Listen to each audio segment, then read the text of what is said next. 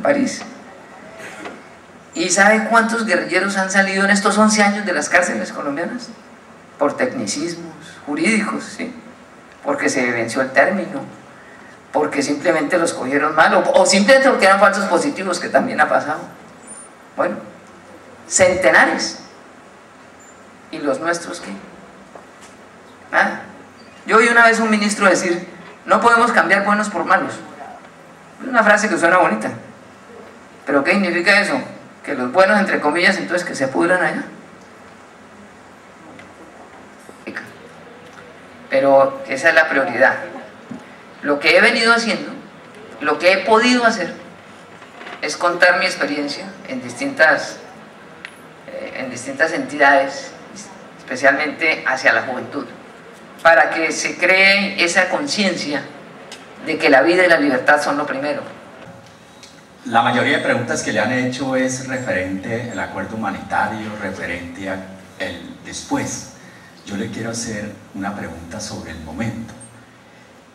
¿Qué se le pasó a usted por la cabeza irse para lejanías a esa inauguración del puente, donde iban a estar personajes de la ONU, iba a estar todo el pueblo reunido? ¿Qué se le pasó por la cabeza? ¿No tenía en ese momento un conocimiento de que la población estaba infectada de guerrilla? El que no arriesga un pollo tiene huevo. Lo que pasa es que este es nuestro departamento, esa es nuestra realidad. Es una obra que se hizo con la comunidad y la comunidad me invitó.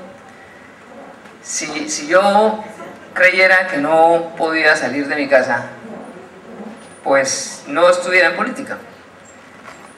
A eso me refería con el tema de arriesgar. Si uno está en política, uno tiene que arriesgar. O si no, no se meta, ¿cierto? Claro que hay otro dicho, ¿no? Que el que se mete a redentor, eso sí, termina crucificado.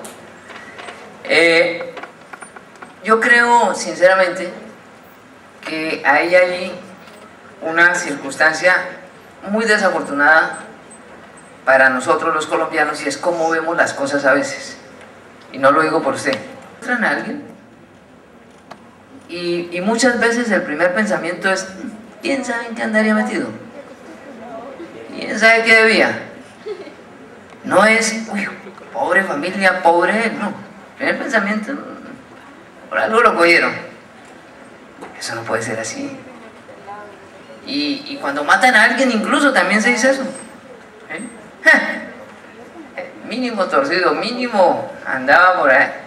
Es que así se ha torcido y así andará en los pasos que no es en Colombia. La pena de muerte no existe, ni la de secuestro, como para que se pudiera justificar eso.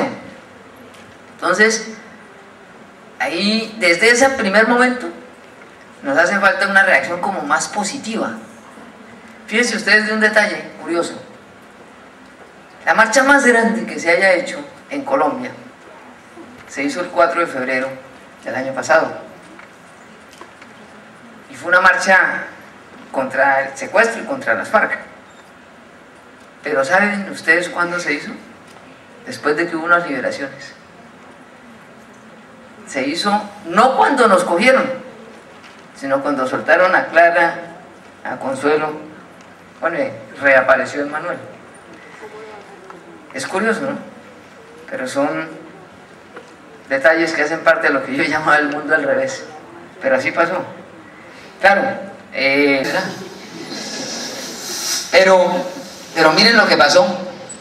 En el último comunicado de las FARC dicen: por la ley 02 tenemos a 9 personas. Yo quedé frío. ¿Y cómo así 9 nomás? ¿Y el resto? ¿Qué pasa con el resto?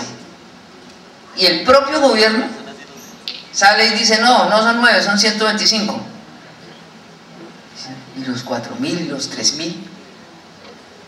¿Qué pasa con eso? Entonces uno ve que definitivamente el tema de las cifras aquí son de muy poco fiar, de lado y lado, ¿no?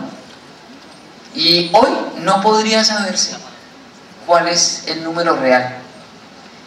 Y es más triste aún, del número de personas que fueron secuestradas y que no han regresado al cautiverio, no puede saberse cuántos murieron en cautiverio. ¿Qué ha pasado? Y con más frecuencia de la que nosotros pudiéramos pensar. Ya le di el número de los políticos que regresamos. Menos de la mitad, la otra mitad murió.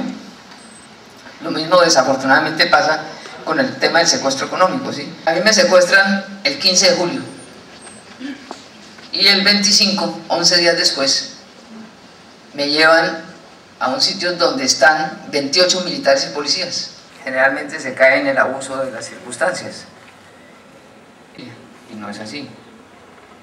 Si el fin justificara los medios, entonces podría decirse que el secuestro es válido si se quiere buscar una causa justa, y no es así. Y en el tema concreto de la operación Jaque, que se trató no de una operación, digamos, militar, sino como de engaño, ¿cierto? Fíjese el problema que hay hoy. En ese momento todos nos pusimos felices, porque era el regreso a la libertad de unos colombianos. Pero el hecho de que se haya usado el emblema de la Cruz Roja, por ejemplo, que no está permitido, claro, alguien diría, pero es que la Cruz Roja por la libertad de 15, ¿qué importa que pongan la banderita? Bueno, hoy tenemos serios problemas porque el uso de esa banderita de manera no autorizada tiene suspendida la libertad de otros colombianos, ¿cierto? Entonces yo creo que indudablemente siempre debe haber unas normas y unos límites, y el Estado más que nadie está obligado a cumplirlas. Y yo creo que la operación Jaque, como dicen que la hicieron, pues yo no estaba por aquí, hubiera podido hacerse sin necesidad de violar unas normas que hoy tienen en vilo la solución a otro problema. Y claro, el tema de las marchas, pues nosotros vivíamos pegados ahí al radio, a ver si entrevistaran a algún familiar. Entonces, gracias. En la selva, como en cualquier circunstancia extrema, porque son cosas extremas para las cuales el ser humano nunca está preparado, sea militar, policía, soldado, político o lo que sea, y se ponen a prueba muchas cosas, y sin duda cada uno reacciona pues de acuerdo a su manera de ser y a su manera de ver el mundo. Entonces allá en la selva yo me tomé como tarea el tratar de estar ocupado todo el tiempo. Entonces fue cuando vino el tema de la escuelita de inglés que pusimos. Después le volvimos escuelita de ruso porque se me acabó el inglés que sabía. Después me dijo un amigo, ¿por qué no nos cuenta una historia? Le dije, ¿cómo qué historia? Me dijo, como la historia de la humanidad, por ejemplo. Y yo le dije, ¿y empezando desde dónde? Me dijo, pues desde el Big Bang. Ahí ganamos mucho tiempo en eso. Yo creo que una de las cosas es mantener la mente ocupada, que fue lo que yo siempre traté. Y el tema del humor. Yo creo que si uno es capaz de burlarse de su propio sufrimiento, uno puede salir adelante. Entonces, a mí me han dicho, oye, ¿y usted cómo hizo para aguantar? Y salir con ese humor. Entonces, fue por eso que aguanté. Porque si no, yo no hubiera aguantado allá. Allá uno terminaba mamándole gallo a la vida misma, porque ¿qué más hacía?